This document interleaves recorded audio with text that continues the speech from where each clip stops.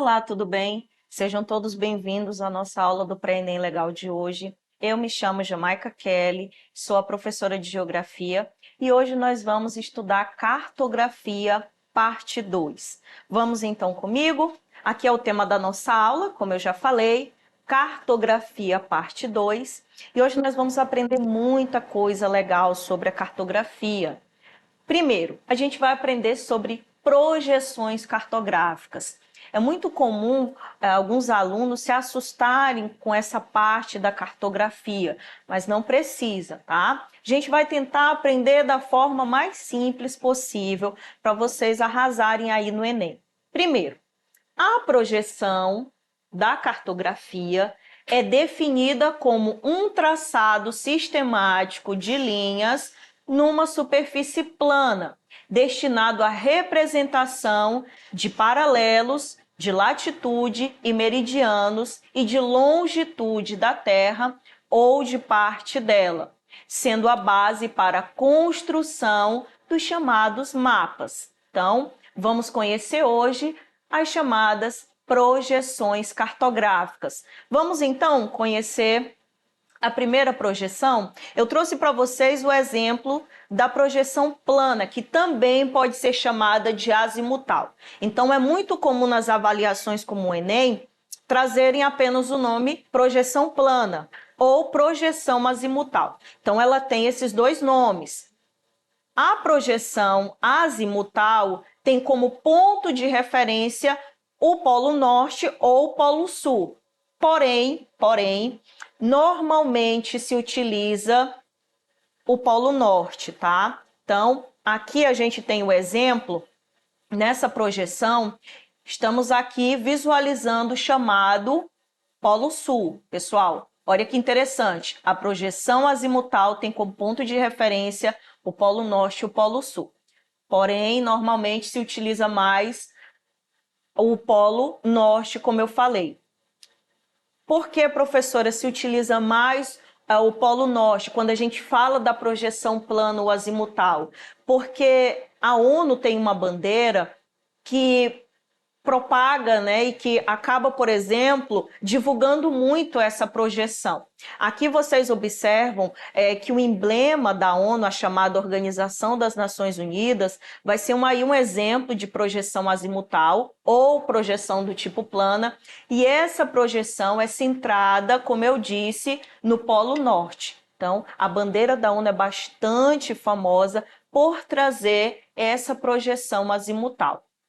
Então, a gente tem o centro aí como sendo o Polo Norte, estendendo-se a mais ou menos aí a latitude de 60 graus sul. Então, olha que interessante, pessoal, toda vez que vocês visualizarem esse emblema da ONU, lembrem-se que aqui é uma projeção do tipo plana, também chamada de azimutal. Vamos então para a próxima projeção. Essa daqui é a projeção cônica. Professor, é difícil lembrar projeção cônica? Não é difícil, é só lembrar do próprio formato. Ó, eu trouxe para vocês. Ela traz a Terra representada aí na forma de um cone. Essa projeção é a consequência da projeção do globo terrestre sobre um cone. Por isso que ela é chamada de projeção cônica. Não é difícil lembrar. Esse tipo de projeção possui paralelos circulares e meridianos radiais. O que isso quer dizer? Quer dizer que as retas originadas de um único ponto, normalmente a projeção cônica é usada para representação de países ou regiões de latitudes intermediárias, como o caso de alguns países da América do Sul, como o Brasil, ou mesmo alguns países da África aqui próximo à linha do Equador. Então, projeção do tipo cônica é porque é colocado o globo terrestre sobre o formato de um cone, por isso projeção cônica. Ok, pessoal? Não esqueçam dessa dica. Chegando então à projeção bem famosa também, que é a chamada projeção cilíndrica. O que é essa projeção cilíndrica? Olha para o exemplo que eu trouxe para vocês. Essa projeção é a consequência da projeção dos paralelos e meridianos sobre um cilindro. Por isso o nome projeção cilíndrica. Esse tipo de projeção tem paralelos retos e horizontais, e os meridianos retos e verticais. Ou seja, as regiões de altitudes elevadas vão sofrer as chamadas deformações. É a projeção, inclusive, mais usada para a representação total da Terra. Ou seja, se você quer representar de forma, tá, a visualizar todos os continentes, América, continente americano, continente africano, Oceania, Ásia, Europa e até mesmo a Antártida, essa é a projeção ideal para você representar todos os continentes, todas as massas continentais terrestres. Então, por que ela é chamada de projeção cilíndrica? Porque é a projeção da Terra sobre um cilindro, simples assim. Bom, a projeção cilíndrica, ela é muito famosa, como eu disse, e existem vários tipos de projeções, tá?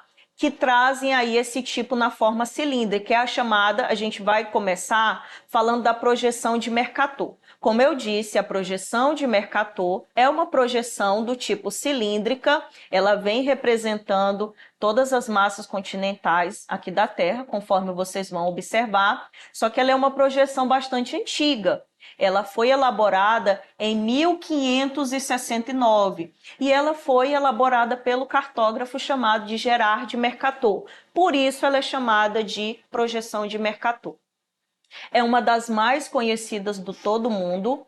E qual é a principal característica dela, professora? As coordenadas geográficas são traçadas em linhas retas, que se cruzam formando ângulos retos. Olha que interessante, eu quero que vocês observem junto comigo. Como eu falei, as coordenadas geográficas, que a gente chama de paralelos e meridianos, a chamada latitude e longitude, quando essas linhas se cruzam, elas se cruzam aí em linhas retas, tá?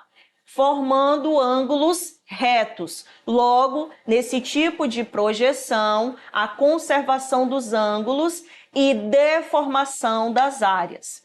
Então, as regiões nas altitudes mais altas. Professora, quais são as regiões em latitudes mais altas? São as regiões aqui próximas aos polos, tá? Essas regiões são chamadas de regiões de altas latitude. Então, apresentam-se de forma exagerada. Professora, como isso é possível a gente observar no mapa? É só observar o tamanho da Groenlândia e comparar com o tamanho do Brasil, que aparece destacado aqui em laranja.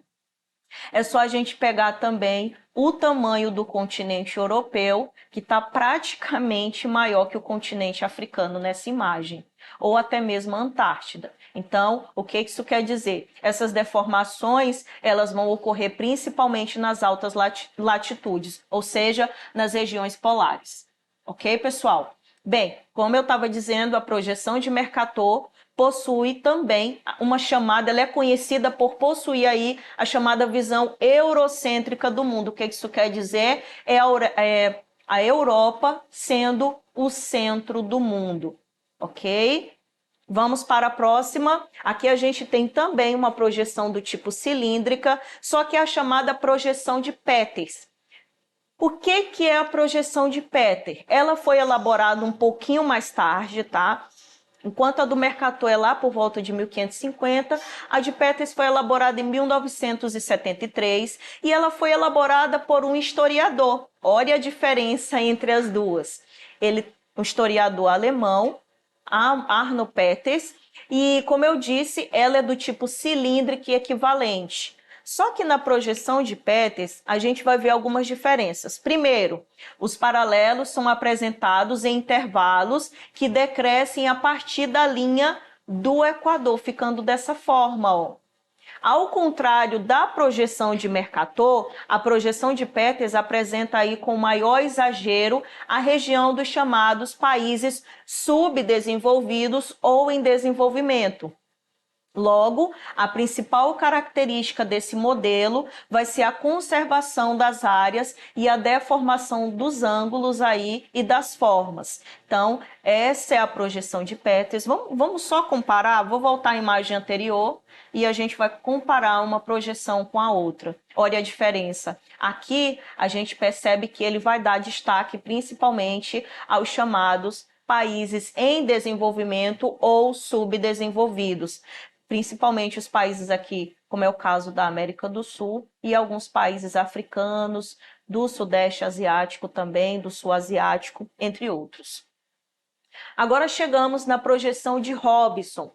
A projeção de Robson também ela é bastante atual, é lá de 1961 e foi elaborada por um geógrafo, o Arthur H. Robson. E ela é do tipo afilática e pseudocilíndrica. O que isso quer dizer? Nesse tipo de projeção, os paralelos são representados em linha reta e os meridianos em forma de arcos concêntricos. Professora, o que isso quer dizer? Vou mostrar para vocês no próprio mapa. Ó. Vocês vão observar aqui.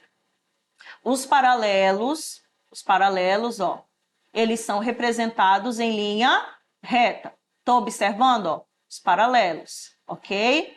Já os meridianos, eles são representados em forma de arco. Olha a curvatura do meridiano aqui, ó, fazendo no mapa. Observem. Então, essa é a principal característica da projeção de Robson. Quando vocês verem essas características em alguma projeção, em alguma questão do Enem, vocês observem. Logo, essa observação vai ajudar vocês a diferenciar uma projeção da outra. O mapa elaborado apresenta a deformação mínima das áreas e das formas, conservando os ângulos. Por que, professor, ele conserva os ângulos? Porque ele faz essa pequena curvatura, ó. Logo ele vai conservar os ângulos e logo ele vai trazer o quê? Ele vai trazer uma representação mais clara da superfície terrestre. Ele vai deformar o mínimo. Bom, é considerada a melhor projeção cartográfica para representação, aí quando a gente quer representar os continentes, quando a gente quer representar as massas continentais. A projeção de Robson, só trazendo aqui o que eu destaquei para vocês, é considerada a melhor projeção para se representar os continentes. Por quê? Novamente, porque ela vai trazer o mínimo de deformação, como vocês vão observar. Bom, mas a pergunta, por que as projeções cartográficas, elas trazem deformações, professora? Por que elas não são precisas? Por que elas não são 100%? Porque elas acabam se deformando quando a gente observa as imagens, a gente observa essas projeções. Olha só, pessoal, a resposta. Elas se deformam devido à grande dificuldade de representar algo esférico em uma superfície plana. O que eu estou querendo dizer? Que a Terra ela é uma forma esférica, que a gente chama de geóide. Logo, é muito difícil representar essa forma esférica em uma superfície plana, que é o chamado planisfério terrestre. Então, as projeções cartográficas costumam apresentar distorções, sejam elas na área, na forma ou até mesmo no ângulo. Até mesmo a projeção de Robson vai ter deformidades. O que eu estou querendo falar para vocês? Eu quero que vocês lembrem-se disso. A escolha de cada projeção estará relacionada com o propósito daquilo que se quer representar. Então, só lembrem, tá? Não existe uma projeção certa e não existe uma projeção errada. Vai daquilo que o cartógrafo, o geógrafo, o historiador, ele gostaria de representar. Então, se você quer representar a Europa sendo o centro do mundo, você pode utilizar a projeção de Mercator. Se você quer representar os continentes em suas formas mais precisas, você pode utilizar a projeção de Robson e assim sucessivamente. Então, não existe uma projeção certa e nem existe uma projeção errada. Logo, gente, a melhor forma para se representar a realidade da Terra, a que se aproxima mais da realidade, é o globo terrestre, ok? Lembrem-se disso. Bom, Então, eu trouxe para vocês um resumo de todas essas projeções e vocês podem estar revendo, tá, essa aula novamente através das nossas plataformas. Vamos então ao nosso resumo? Olha só, pessoal. Projeção plana azimutal, também chamada de projeção polar, pode sim, vocês podem encontrar com esse nome também. Vamos relembrar o que é essa projeção plana ou azimutal, geralmente sobre os polos, os meridianos retos em direção aí ao centro, os paralelos formando círculos concêntricos. Qual é a projeção mais famosa desse tipo, né, de projeção cartográfica? A bandeira, o emblema da ONU, ok? Vamos então à projeção do tipo cônica. O que é mesmo a projeção cônica? É a Terra em uma superfície, em um cone, em um formato do cone. O que essa projeção vai trazer? Vai privilegiar zonas de médias latitudes, paralelos, semicírculos e meridianos se encontrando. Então, se você quer, por exemplo, destacar apenas um país ou apenas um continente, essa projeção ela vai ser perfeita para a sua análise. Por último, não menos importante, a chamada projeção cilíndrica, que é a superfície, né, a superfície terrestre em uma área cilíndrica, em um plano, em um cilindro. O interessante, pessoal, sobre a projeção cilíndrica é que ela vai privilegiar as zonas de baixas latitudes e os meridianos aí que formam 90 graus.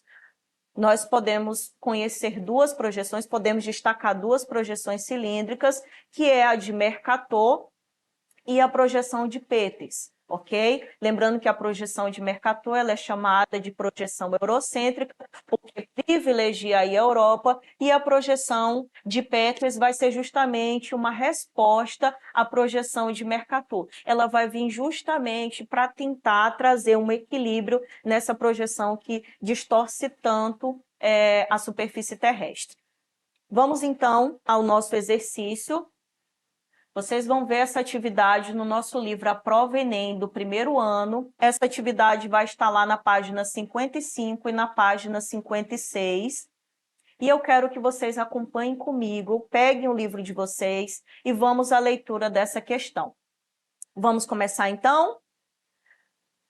Uma análise geopolítica, para ser perfeita, deverá estar apoiada em um mapa mundi, que destaque a localização do Estado ou dos estados considerados. A significação política e estratégica das outras áreas decorrerá de suas posições relativas ao Estado ou aos estados considerados. As relações políticas dos diferentes estados do mundo têm sido tradicionalmente representadas por mapas de projeção cilíndrica.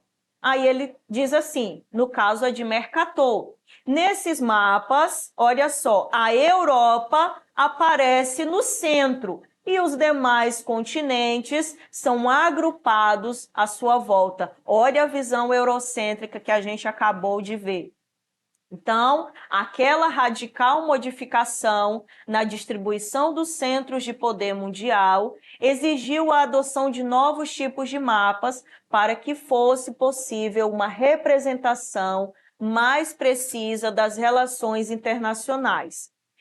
Claro que a gente está falando de geopolítica. Tais fatos concorreram para a utilização do mapa de projeção azimutal equidistante. Olha, um textozinho até longo para uma questão, mas não para por aí. A questão ainda fornece aí 3 projeções cartográficas, tá? Primeiro, a gente vê aqui, ó, o planisfério de Mercator, planisfério de Peters e a projeção cilíndrica novamente de Mercator aqui embaixo, tá? Vocês vão acompanhar esses 3 mapas que estão aí no livro de vocês. Vamos ao comando da questão? A partir da leitura dos mapas e do texto, indique a alternativa errada. Então, o comando é, vamos encontrar a alternativa incorreta. Vamos à leitura? Letra A. Apesar da projeção de Mercator indicar a América do Sul como uma área inferior à da Groenlândia, na realidade ela é bem menor que o Brasil. Isso ocorre porque essa projeção preserva a forma das terras emersas, mas distorce a proporção entre as áreas. Será que essa é a alternativa correta? Pode ser que esteja correta, mas a gente está procurando a alternativa errada. Vamos à letra B. A projeção eurocêntrica de Mercator está relacionada à supremacia geopolítica e econômica da Europa, principalmente a partir das grandes navegações e a expansão marítima no século XVI. Essa projeção valoriza a localização europeia e faz parecer proporcionalmente maior do que é de fato, em comparação aos países subdesenvolvidos localizados junto ao Equador. Essa questão, de forma alguma, está errada. Vamos então à letra C. A projeção de Mercator parece indicar uma grande distância entre a Ásia e a Américas, enquanto a projeção azimutal equidistante, com o centro no Polo Norte, valoriza a localização da ex-URSS e dos Estados Unidos. Essa última projeção é, portanto, adequada para analisar determinadas relações internacionais de poder do período da Guerra Fria. Essa alternativa também me parece estar correta. Será a próxima? Vamos à leitura da próxima. A projeção de Peters distorce as formas, mas preserva a proporção entre as áreas de diferentes latitudes, o que, em contraposição à de Mercator, valoriza as áreas correspondentes aos países. Principalmente, a gente viu os países lá do chamado Terceiro Mundo, ou subdesenvolvidos ou em desenvolvimento. Por isso, a projeção de Peters também é conhecida como terceiro mundista, e é utilizada quando se quer comparar as áreas de diferentes latitudes, como uma reserva ambiental na Sibéria russa ou até mesmo na Amazônia, tá? Essa alternativa também está correta. Será que a gente vai encontrar na letra E algum erro? Vamos à leitura. Embora tenha sido criada mais recentemente, a projeção de Mercator é a mais comum nos livros escolares, porque representa sem distorções a forma dos continentes e está acima das abordagens ideológicas, favorecendo uma visão igualitária entre os países. Eu acho que a gente achou a alternativa incorreta. E eu destaquei alguns pontos para vocês do porquê essa alternativa está incorreta. A primeira, ele diz, embora tenha sido criada mais recentemente, está incorreto. A visão de Mercator foi criada lá por volta de 1500. Então, recente ela não é. A projeção de Mercator é mais comum nos livros escolares. Também não. A mais presente nos livros escolares vai ser justamente a de Robson, que é a que apresenta menos distorções. Outro erro que a gente vê diz que essa projeção ela não tem distorções. Ela não distorce a forma dos continentes. Sim, novamente, como eu disse, elas têm e muitas distorções. E, por último, está acima das abordagens ideológicas. Por que está errado dizer que está acima das abordagens ideológicas? Porque ela coloca a Europa sendo o centro do mundo, tá? E outra, favorecendo uma visão igualitária. Ela não dá essa visão igualitária justamente porque a Europa parece ser maior do que vários outros países que estão lá próximo à linha do Equador e que são muito maior que o continente. Ok, pessoal? Então, acertou quem marcou a alternativa E. Essa foi a nossa aula de hoje, essas são as nossas referências bibliográficas e eu aguardo vocês nas próximas aulas. Até mais!